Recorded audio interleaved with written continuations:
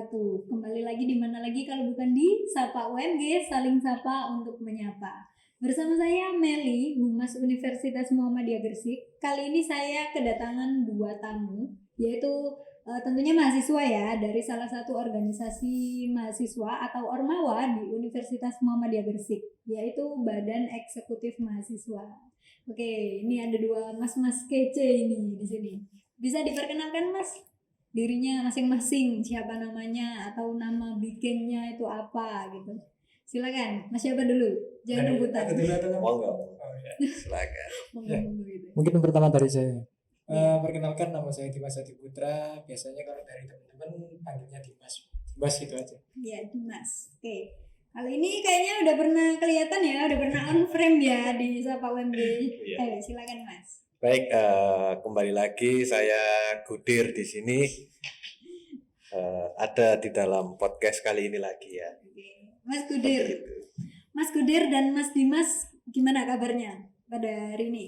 Alhamdulillah biasa-biasa aja. Bisa aja. Alhamdulillah. Kan tadi kebetulan di luar hujan ya. Kehujanan Iya, apa benar. enggak? Kebetulan ya gak hujan-hujan sih, cuma pakai jas hujan. Aman lah. Hujan ya, aman ya. Aman. Mas Gudir gimana? Kehujanan enggak? Sejauh ini masih aman-aman saja. Oh iya. Kalau misalnya kena hujan terus kan nanti Gudir itu bisa Iya. habis ya. Habis. Ini lama-lama Lama-lama bahas habis. Gudir ini ya. Iya. Nggak bahas BEM ini lama-lama. Oke, Mas Gudir dan Mas Dimas, ini saya dan tim sudah mempersiapkan beberapa pertanyaan terkait BEM atau Ormawa yang sedang kalian ikuti pada saat ini. Sebelumnya Mas Dimas ini semester berapa? Semester genap ya? Semester 6? Semester 8? 8. Oh, semester 8. Iya. Oke, untuk Mas Gudirnya?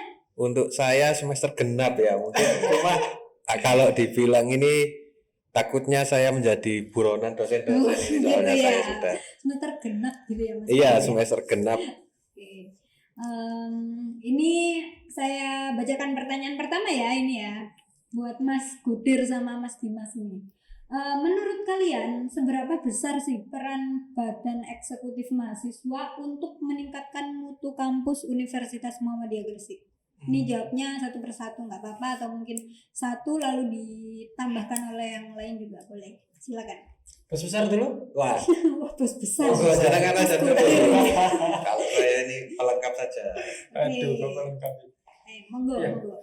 Kalau pertanyaannya seberapa besar pengaruh ya dari tim atau badan eksekutif mahasiswa ini untuk kemajuan umum kurang lebih kayak gitu.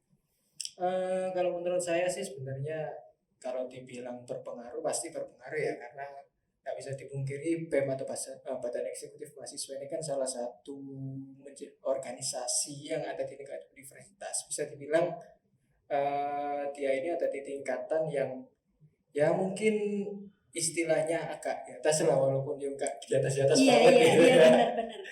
Jadi mau nggak mau memang BEM ini harus punya peran yang besar. Kalau nggak ambil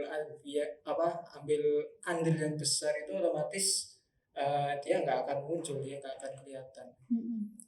Dampaknya itu otomatis dia sebagai pemantik juga di antara teman-teman mahasiswa khususnya kayak gitu. Jadi pasti dampaknya sebenarnya besar sebenarnya. Oke.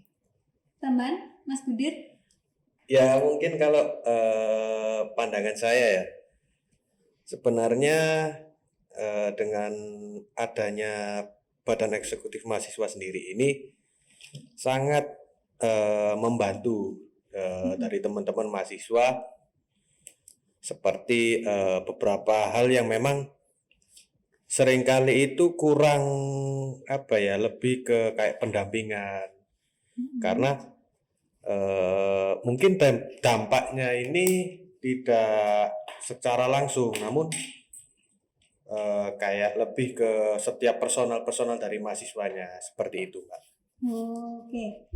Jadi istilahnya kayak penyalur suara mahasiswa ke universitas apa gimana?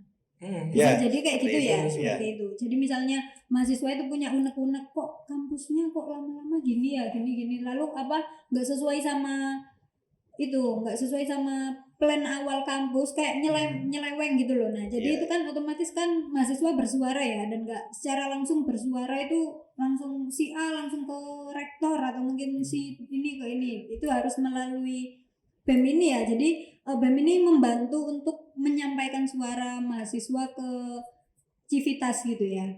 Oke. Ya, benar. Oke, pertanyaan selanjutnya, fungsi utama BEM di universitas itu apa sebenarnya? Fungsi utama BEM. Jadi kalau kita mengenal di trias politika gitu ya, di apa namanya jajaran negara, karena kan kalau bisa dibilang universitas atau kampus ini kan miniatur suatu negara. Nah, Betul. akhirnya nanti kita juga akan belajar sedikit banyak mengenai tata negara juga di universitas atau di kampus. Nah, BEM ini kan dari salah satu trias politika ini kan eksekutif atau bisa kita sebut eksekutornya lah dari kebijakan-kebijakan yang kemudian ditetapkan oleh legislatif. Betul. Nah, maka dari itu peran dari apa namanya BEM atau fungsinya ini selain sebagai penjembatan atau penyambung lidah dari antara mahasiswa dengan sivitas akademik, teman-teman ini juga sebagai eksekutornya dari ketika memang kita ini kan istilahnya karena demokrasi ini kan kalau di negara untuk rakyat oleh rakyat dari rakyat oleh rakyat untuk rakyat. Nah, iya. kita ganti mahasiswa gitu. Iya. Dari mahasiswa oleh mahasiswa dan untuk mahasiswa, artinya nanti segala kebutuhan dari mahasiswa ini juga akan ditampung dan diakomodir oleh teman-teman eksekutif atau teman-teman BEM. Entah itu berupa program kerja, entah itu kemudian berupa advokasi ketika memang ada permasalahan, Iya, betul. atau katakanlah misalkan teman-teman ini butuh sharing seperti itu.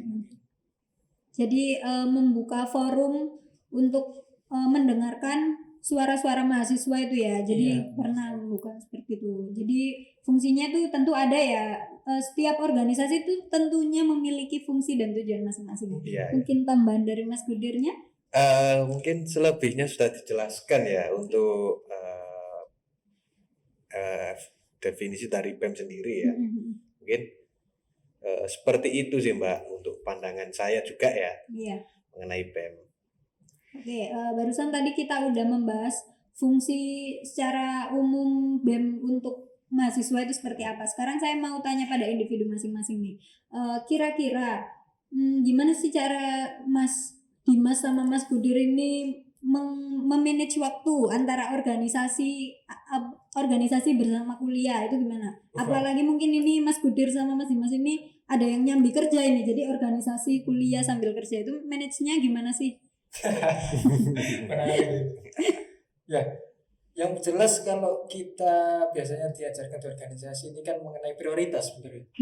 Artinya soal prioritas. Benar sekali. Maksudnya prioritas ini kan bukan berarti kemudian mana yang kita prioritaskan, antara organisasi kah atau antara akademiknya, tapi kita memposisikan sebenarnya antara organisasi dan akademik ini menjadi dua hal yang istilahnya ya setara saja, sama-sama pentingnya. Tinggal bagaimana nanti ketika di katakanlah suatu waktu atau suatu tempat kita melihat mana sih yang lebih penting pada saat itu, mana yang lebih membutuhkan kita dan mana yang benar-benar menjadi urgensi pada saat itu. Karena kalau enggak kita mengatur prioritas diri kita sendiri juga kita enggak bisa manajemen waktu dengan baik kan gitu. Oke, kalau Mas Budir gimana nih manage waktunya? Kalau saya sendiri ya melihatnya sih dari segi pandang ini ya kayak lebih ke loyalitas sih, karena juga mengingat untuk mata kuliah saya sendiri kan sebenarnya sudah bisa dibilang habis. Jadi tinggal skripsian ya? Iya, tinggal skripsian. Dimana ya akhirnya untuk mengisi waktu luang ya udahlah kita mencoba untuk masuk ke dalam sebuah keorganisasian yang bisa dibilang juga di dalam universitas kan lumayan besar. Iya, benar.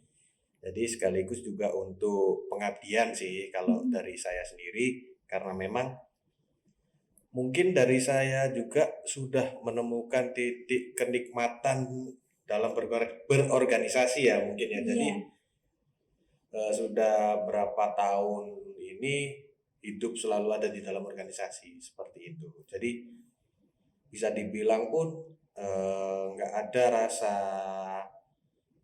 letih ataupun kayak nggak nyaman di dalam organisasi. Jadi ya alhamdulillah bisa dibilang fine-fine aja sih kalau di BEM maupun di UKM-UKM yang lain.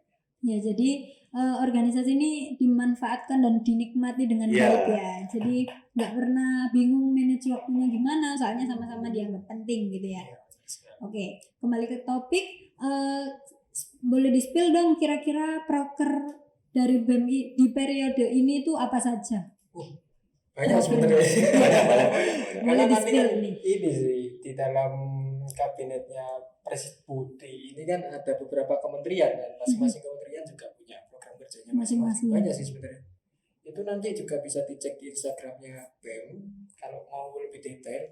Dan sebenarnya terkait pembahasan program kerja ini kan lebih baik kita ada sisi khususnya dalam artian contohnya kayak misalkan di rapat reguler tempo hari atau mungkin pada saat LPJN itu kan juga kita selalu membahas mengenai program kerja mulai dari evaluasi sampai kemudian program-program apa saja yang ada dan belum berjalan atau bagaimana seperti itu. Banyak sebenarnya sih. Kalau Sebenarnya dari banyak ya. ini Mas sama namanya? Mas Kudir. Mas Gotir, panggilannya Gotir gitu kan. Panggilan biasa. Oh, biasanya manggilnya apa manggilnya? Panggilnya Mas Takul biasa. Oh, Mas Takul. Iya, nama bagus-bagus panggil Gotir. Iya, nggak tahu nih Mas Kudir ini. Gimana Mas? Ya memang kalau dari saya sendiri kan kalau kita membicarakan mengenai program kerja BEM untuk periode saat ini bisa memakan banyak waktu karena memang banyak ya. dari setiap kementerian ini punya beberapa program kerja dan juga dari kabinet saat ini juga ada lumayan banyak kementerian sih. Jadi kalau dibahas mengenai program kerja itu bisa lumayan panjang nanti durasinya. Jadi kalau dari saya sendiri sih mungkin bisa dibahas di ini Mas ya, kayak triwulan ke depan. Soalnya pasti ada ya rapat-rapat triwulan. Iya, Pasti ada. Untuk rapat triwulan ini kan yang mengadakan dari DPR legislatif. Oh iya. Kita kan sifatnya evaluasi. Jadi sebenarnya banyak ya program kerjanya. Kalau misalnya teman-teman mau tahu nih yang deket-deket ini tuh apa program kerja yang akan terlaksana, bisa langsung cek di Instagram BEM_UMG atau BEM.UMG. Pokoknya BEM UMG. Ya, BEM UMG. Oke. Ngomong soal kelembagaan tadi Mas, kira-kira ada berapa lembaga di bawah naungan BEM?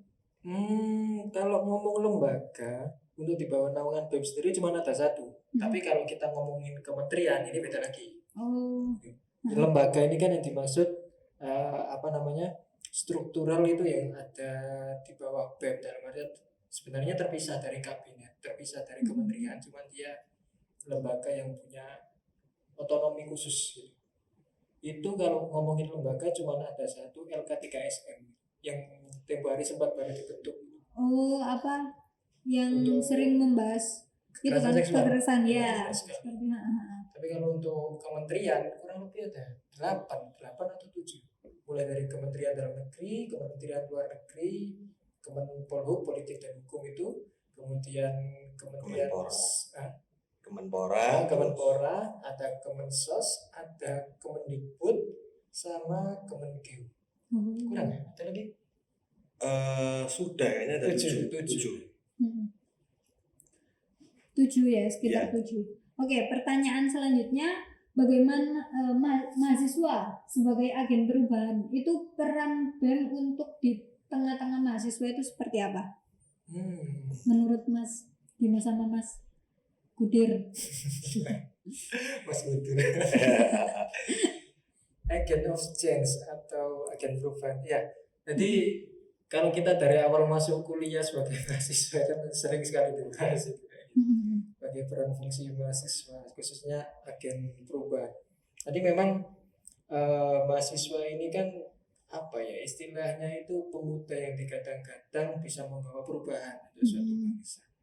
Kalau ngomongin posisi kita tetap sebenarnya di tengah-tengah itu tadi. Kalau ini kalau konteksnya BEM itu kan tadi kan apa namanya, kalau di antara mahasiswa dengan universitas kita juga ada tengah-tengah penyambung lidah ya. Begitu pula kita BEM itu pun sebagai mahasiswa ketika di dalam masyarakat pun posisi kita juga di tengah-tengah.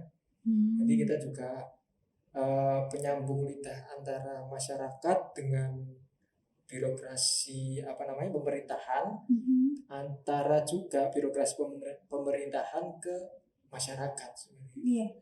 Untuk birokrasi apa masyarakat ke birokrasi apa yang Pemerintahan. iya pemerintahan itu baru-baru kemarin sempat ada demo itu ya Mas ya. Oh iya, benar. Nah, itu juga Mas ini juga ikut ya? Iya, Pasti ikut lah. Dan nggak mungkin nggak ikut. Oke. Mungkin Mas Gudir atau teman? Apa ya, karena membicarakan mengenai apa tadi agent of change, karena kalau menurut saya sendiri sebenarnya dari setiap mahasiswa ataupun dari setiap individu mempunyai lebih ke karakteristik maupun pemikiran yang seharusnya di-upgrade ya memang di dalam universitas ini. Jadi kalau saya bisa mengutarakan opini, memang itu semua kembali lagi ke dalam setiap individunya. Dia ingin menempatkan dirinya di seberapa persen sih dalam agent of change itu, karena kita membicarakan di universitas ini nggak semua bisa dibilang mahasiswa itu dia ingin menikmati masa-masa kuliahnya ini di dalam organisasi. Ada juga yang memang dia kuliah ini untuk jenjang kedepannya. Ya memang dari semua mahasiswa ini tujuan akhirnya untuk di dunia kerja. Iya benar. Namun setiap mahasiswa juga memiliki pilihan untuk mengambil jalur mana sih yang mau dia tempuh untuk menuju ke dunia kerja, seperti itu sih. Jadi lebih ke setiap mahasiswa ini punya jiwa untuk menjadi agen perubahan. Cuman ada klasifikasi sendiri yang mana aku ingin menempatkan diriku di posisi seperti ini. Jadi nggak bisa kita mengeneralisir bahwasanya setiap mahasiswa ini memiliki taraf proses dalam agent of change itu sama seperti itu sih. Sama sebenarnya. Oke, langsung ke pertanyaan selanjutnya ya. Kontribusi dan peran BEM untuk Ormawa selama ini apa? Selama ini itu apa? Selama ini. Nah. Mas Gutir dulu. Iya. Jadi memang kalau dari BEM sendiri ini sudah bisa dibilang ya beberapa hal mungkin sudah bisa dibantu oleh teman-teman BEM, dimana ketika nanti dari teman-teman UKM maupun Ormawa yang ada di dalam UNMI ada permasalahan, kita sebisa mungkin membantu, entah dalam hal mencarikan solusi ataupun membantu untuk melanjutkan ke pihak-pihak terkait seperti itu. Jadi sebisa mungkin dari BEM untuk saat ini kita menerima semua aspirasi ataupun keluh kesah dari teman-teman Ormawa kok. Jadi kalau ada masalah, ada problem apa, monggo kita menerima apa ya, kalau bisa dibilang saran ataupun keluh kesah sih. Iya. Seperti itu kalau dari saya. Mungkin ada tambahan dari Mas Dimas ini. Ya. Ya, kalau kita balik lagi ke acuan kita fungsi dari BEM itu kan salah satunya adalah advokasi tadi seperti yang saya sampaikan Mas Gutir. Iya. Advokasi. Kita juga ada mencoba beberapa kali sih mengadvokasi beberapa salah satunya itu terkait ada kebingungan mengenai apa ya istilahnya itu hierarki organisasinya HMJ. Itu kan sempat ada kabar burung itu. Yang awalnya memang HMJ ini kan tetap posisinya secara hierarkis itu kan ada di prodi, dan kemudian sehingga arah anggaran kemahasiswaan itu ya lewatnya prodi, jadi nggak ribet kayak gitu. Terus kemudian muncul wacana semuanya khususnya HMJ juga itu diarahkan kembali untuk langsung ke kemahasiswaan, jadi nggak melalui prodi. Prodi itu hanya sebagai apa ya, istilahnya mengetahui seperti itu. Nah ini kan menjadi kebingungan, dan juga dari teman-teman yang bisa dibilang kurang sepakat juga terkait kebijakan kalau misalkan itu memang ada gitu. Akhirnya kita coba advokasi, kita coba minta, kita buatkan forum, kita minta saran dari teman-teman bagaimana ketika ini kita coba ajukan, terus kita apa namanya tanda tangan bareng-bareng gitu kan, semacam kayak kita bikin petisi gitu kan, perwakilan dari masing-masing ormawa kita ajukan ke WR3. Jadi yang bersangkutan situ kan mengenai WR3 dan juga WR2, jadi bagian keuangan juga. Nah, di situ akhirnya sudah sepakati tetap untuk hierarkis HMJ ini tetap pada prodi, nggak kemudian ngelumpuk lah istilahnya, ngelumpuk di kemahasiswaan kayak gitu.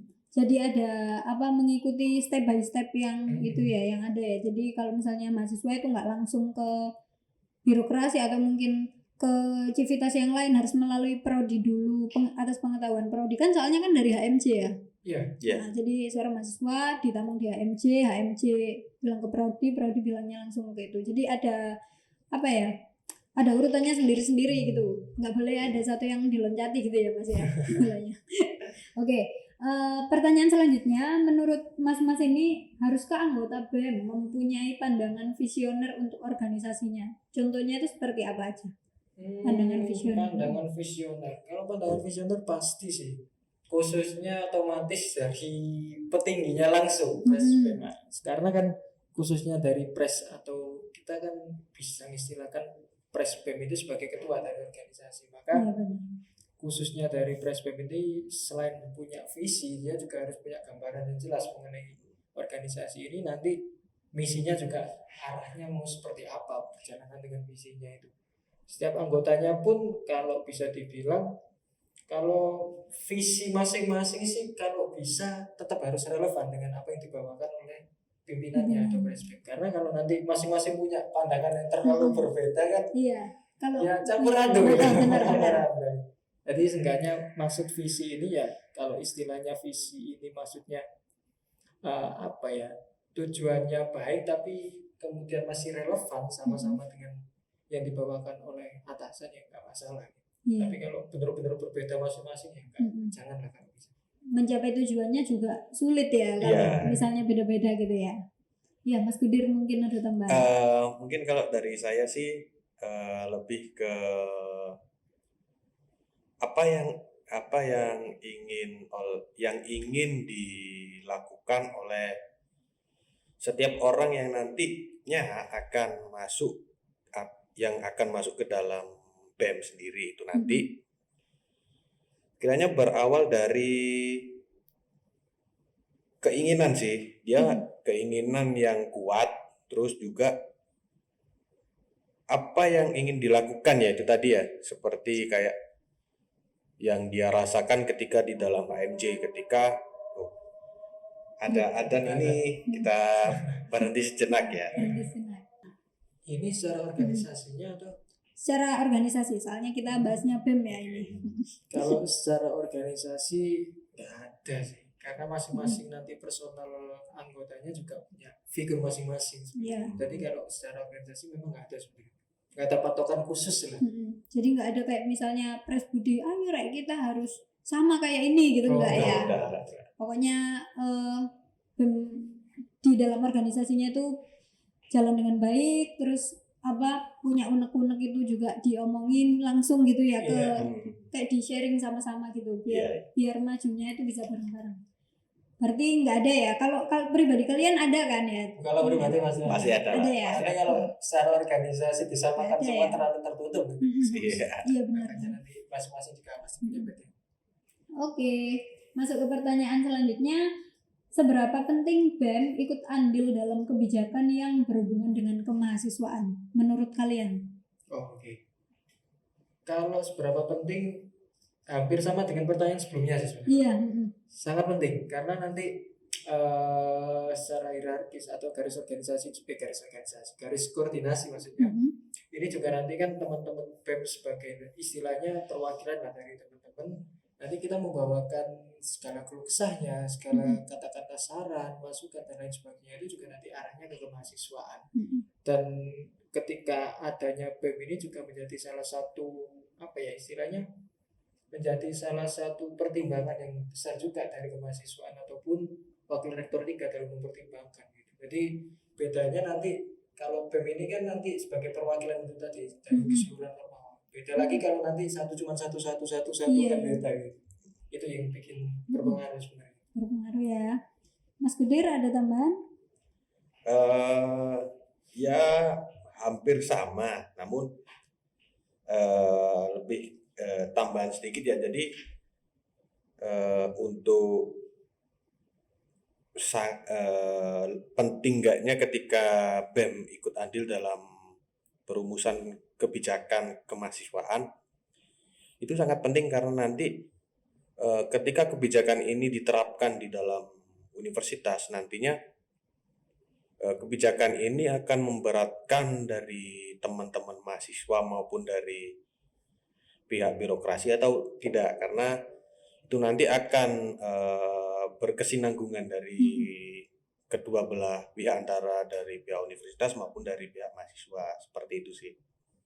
Oke, jadi intinya BEM ini membantu menyuarakan suara mahasiswa ke kampus gitu ya? Iya. Kampus. Oke. Bermanfaat sekali teman-teman. Jadi kalian calon mahasiswa baru atau besok kalau udah jadi maba itu tuh kalau misalnya kalian punya punya modal niat dan kalian itu memiliki rasa ingin tahu dan ingin memiliki banyak pengalaman, bisa langsung daftar di BEM ya Mas. Oh ya, kalau BEM itu ada minimal semester berapanya nggak kalau misalnya mau daftar? Kalau minimal semester secara aturan bakunya sebenarnya nggak ada sih. Jadi kan untuk ketetapan dari anggota kabinet itu semua menentukan adalah presiden BEM terpilih, dan wapres terpilih seperti itu. Cuman memang umumnya kita itu untuk di Universitas Muhammadiyah Gresik kita ngambilnya minimal semester antara semester 4 atau semester 6 itu minimal. Karena nanti kan di bawah semester itu biasanya teman-teman itu kebanyakan prosesnya itu di organisasi kayak AMJ. Oh iya, aktifnya masih di situ ya, atau UKM. Ada tingkatannya lagi. Iya benar. Oke, pertanyaan selanjutnya. Kegiatan besar apa yang akan dilakukan dalam waktu dekat ini? Oh ya. Kalau itu kebetulan dalam waktu dekat ini bukan kemungkinan ya, kita sudah naruh di bulan Juli dan Agustus. Sebelum itu juga ada. Jadi nanti sekitar bulan Juni kalau nggak salah itu, kalau fix ya, itu kita Juli bulan depan nih. Ya, bulan depan. Itu kita adakan yang pertama itu ada namanya seminar politik. Itu dari program kerjanya Kemenpolhuk. Jadi nanti kita akan mendatangkan tokoh nasional untuk membahas terkait salah satu isu politik yang memang kita anggap penting dan juga perlu untuk kita ketahui secara bersama. Terus kemudian kita juga setelah itu akan ada yang namanya Festival Mahasiswa. Oh, FESMA. Iya, betul sekali. Festival Mahasiswa ini kan ini juga menjadi istilahnya bukan keresahan sih, tapi menjadi salah satu juga keinginan dari teman-teman. Entah itu teman-teman Ormawa maupun mahasiswa secara keseluruhan ini kan mengobati euforia juga. Iya benar. Satu sisi juga udah 2 tahunan ya nggak ada FESMA ya. Ya kita asik-asik dikit ya. Nggak sepaneng kuliah online, ngomong-ngomong sendiri, jawab sendiri gitu ya. Kita coba adakan seperti itu. Jadi teman-teman dalam waktu dekat ini insya Allah BEM mengadakan suatu acara ya, dan untuk persiapannya dan segala macam pasti akan diposting ya di Instagram. Ya pasti. Oke, pertanyaan selanjutnya, prestasi BEM di periode ini tuh apa? Prestasi yang seperti apa ya maksudnya? prestasi, mungkin ada sertifikasi ikut pelatihan atau apa dari Presbem atau mungkin lembaga-lembaga lainnya gitu. Kalau apa ya istilahnya prestasi mungkin bukan prestasi ya. Ngomongnya iya ya, Istilah bukan prestasi mungkin ya ini. kita anggap pembaruan gitu. Atau pengalaman terbaru. Nah, kalau bicara soal pembaruan pasti dari masa ke masa kan pasti ada. Salah satunya mungkin kalau dari Kemendagri sendiri sempat mencetuskan namanya LKMM. Jadi memang di tahap-tahap sebelumnya atau periode sebelumnya kan belum ada sebenarnya istilah atau program LKMM yang memang acuan utamanya adalah dari LLDT. Nah itu ini juga menjadi masukan kan dari mulai tahun-tahun sebelumnya sampai sekarang sehingga kita coba realisasikan di LKMM tingkat dasar. Dan ke depan mungkin insya Allah kita juga coba adakan LKMM Pradasar. Ini mungkin kita coba gabungkan, kalau ini saran dari teman-teman kita gabungkan dengan Mataf seperti itu. Mataf, masa ta'aruf. Iya. Oke, ada tambahan Mas? Kalau dari saya sih hampir sama. Mungkin dari yang diutarakan oleh Mas Dimas, mungkin dari setiap BEM mungkin ada pembaruan dari setiap periode, dan untuk periode saat ini mungkin yang telah dilakukan oleh teman-teman BEM ini LKMM, dan nantinya akan ada pembaruan lagi di kedepannya seperti itu. Pasti ada pembaruan ya. Pasti ada juga kayak tadi sempat disinggung dengan LK3SM, terus kemudian ada juga BEM Senggerse dan lain sebagainya. Itu kan juga menjadi salah satu pembaruan yang mungkin juga kalau misalkan dianggap baik sama teman-teman, barangkali untuk di periode ke depan juga bisa lebih dikembangkan ya. Oh iya. Jadi masih aktif itu ya? Pernah nggak kayak studi banding antar BEM universitas ini sama ini atau kunjungan-kunjungan gitu? Pernah ya? Ini posisinya juga Mas Presbem ini juga lagi keluar kota. Oh iya. Iya. Oh kebetulan Ke Lombok ya. Ke Mataram. Ke Mataram. Ya, Presbudi. Ya, Presbudi. Oh. Memang lagi acara. Jadi aktif ya aktif silaturahmi dan silaturahim ke BEM-BEM kampus-kampus lain. Kampus-kampus lain juga beberapa kali datang ke sini juga. Dari UMM atau dari UMS. Banyak. Aktif ya. Oke.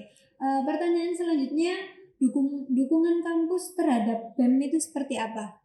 Selama kalian menjabat itu menurut kalian kampus ini mendukung atau enggak atau gimana? Terkait proker atau mungkin acara-acara apa gitu?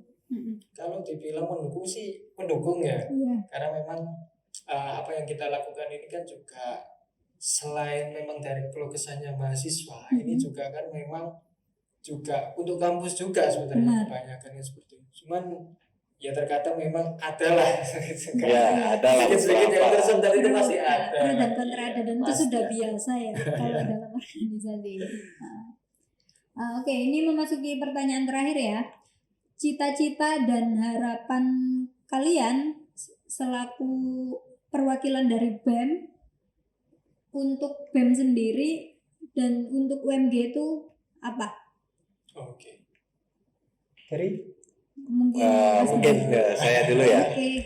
Jadi mungkin yang menjadi harapan di BEM ke depannya ini sebisa mungkin dari periode yang selanjutnya ini bisa untuk paling tidak sedikit meneruskan apa yang telah dicapai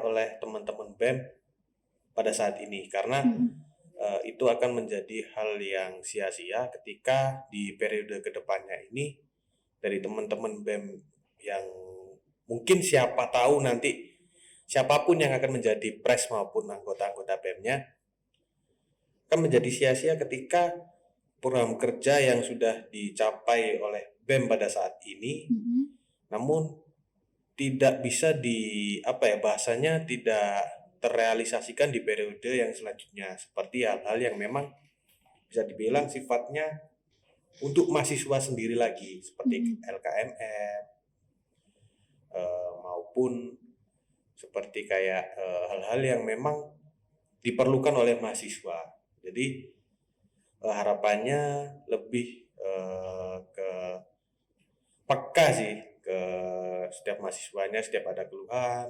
ataupun usulan, monggo diterima dan nantinya dirapatkan dan dimodifikasi sekiranya keluhan-keluhan ini nanti yang bersifat untuk membangun BEM ya dipertimbangkan dan nanti mungkin itu bisa juga dipergunakan seperti itu.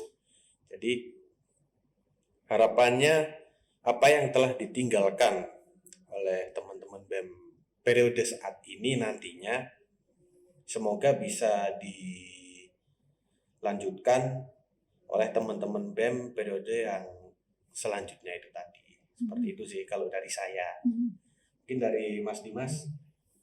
Kalau untuk pesan ke BEM katakanlah periode yang berikutnya ini ya, yang jelas intinya semoga teman-teman yang besok akan menggantikan teman-teman yang sekarang menjabat ini bisa menjadi lebih baik, itu aja sebenarnya. Cuman lebih khususnya ini mungkin lebih nitip ke seluruh mahasiswa karena BEM ini kan suatu organisasi yang sebenarnya nggak bisa berdiri sendiri. Iya benar. Perlu yang namanya support, perlu yang namanya kemudian sinergi dengan teman-teman mahasiswa keseluruhan, khususnya Ormawa itu sendiri. Karena tanpa adanya support dan dukungan atau sinergitas dari keseluruhan mahasiswa ini, BEM ini juga nggak akan punya pengaruh apa-apa. Dia nggak akan punya power sedikit pun. Gitu.